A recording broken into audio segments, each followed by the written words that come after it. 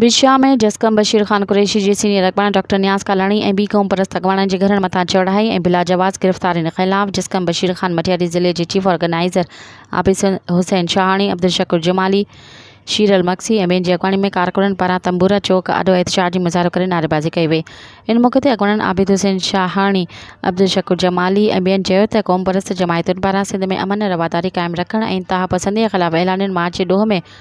क़ौम परस्त अॻवाननि जे घरनि जो तक़दुस पामाल करे खेनि खंबे गुम करण वारे अमल जी सख़्त लफ़्ज़नि में मज़म्मत कयूं था। हुन चयो त सिंध सां इश्क जे ॾोह में क़ौमी अॻवाननि सां ॾाढ ऐं ज़ुल्म जी निज़ाम क़ाइमु करण ऐं सिंध जे पुरअमन धरती ऐं हिते जे सिंधी अवाम सां अदम बर्दाश्त वारो सिलसिलो क़ाइमु रखणु सिंध जी अवाम सां